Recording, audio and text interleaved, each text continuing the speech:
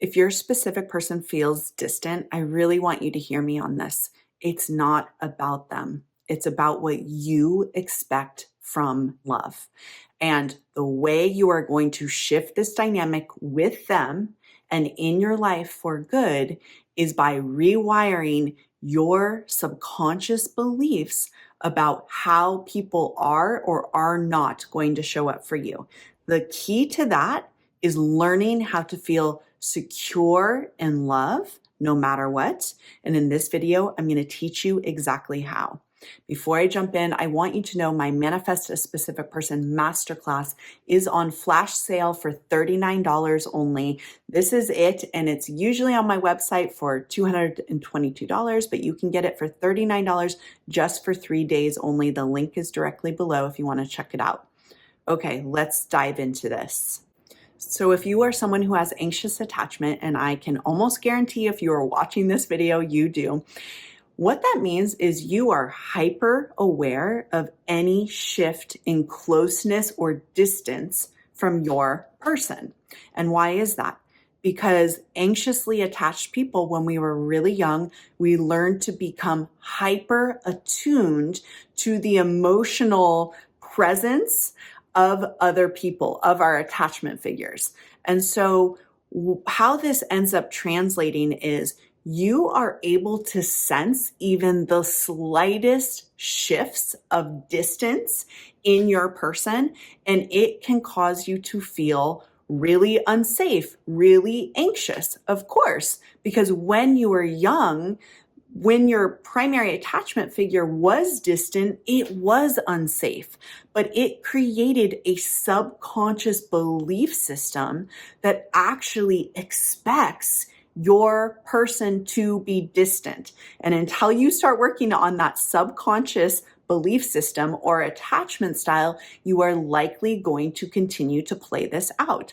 I know this very well because I still am playing out some anxious attachment and avoidant attachment stuff with my husband.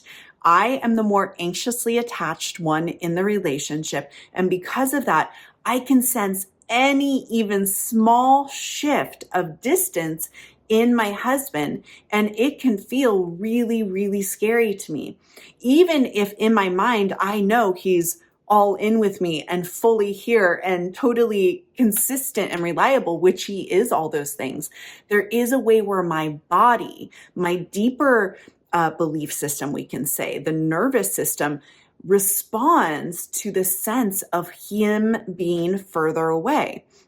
And what I know about this is it's not actually about him. And so this is true for you too. For many people in a relationship with a specific person, we translate even the smallest minute shifts of them into being a really big deal. And what it's actually about is your system is primed to expect someone to pull away from you.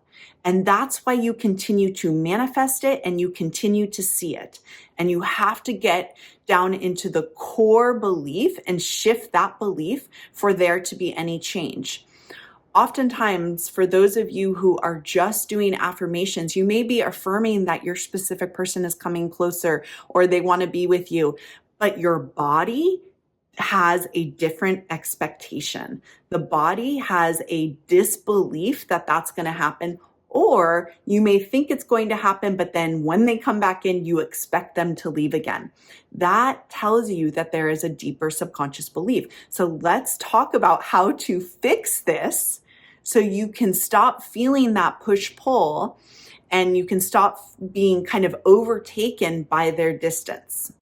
So there are two main ways I want to teach you to start rewiring your nervous system so you can start to expect love to be secure and stable in a long-term way. So that's what you experience in your relationship.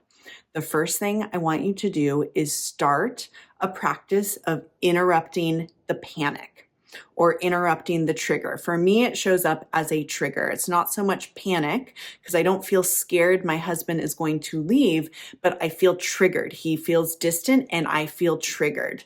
Now, how I want you to interrupt this panic or this trigger is by learning to tell yourself, and this is just your starting point. This is what you're going to do to begin with, because this is a process, but tell yourself that this is my fear of distancing.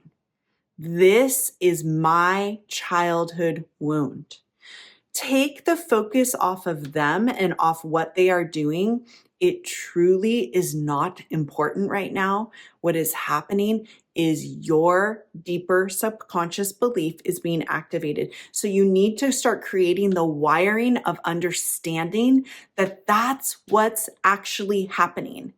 You are in a deeper reaction to your own childhood wound. You have to find the wording that's really going to land for you. For me, it's things like, oh, this is my wound. Oh, this is my fear of abandonment. Oh, this is my fear of being left alone. You just have to start making the connection that that panic is yours. It's based on your own subconscious wiring. And by doing this, you are starting the process of rewiring yourself. The second thing you want to start doing is a regular practice of teaching yourself that love is always here. It's your job to learn how to create a secure sense of love within yourself. And this truly is regardless of anyone else. This could be a self-love practice, but it could also just be a simple affirmation such as, love is here, or I am safe, or love stays with me. Something very simple, but you have to stick with it. And again, this isn't specific to this specific person because their distance is a reflection of your belief system. So what you need to do instead of focusing on them is focus on yourself, interrupt that panic response, and start teaching yourself that love is here for you. If you do these two things, you are going to start rewiring your deeper self, your subconscious mind and body. I keep pointing down here because it's not just the mind, it is the body that needs to know what is true.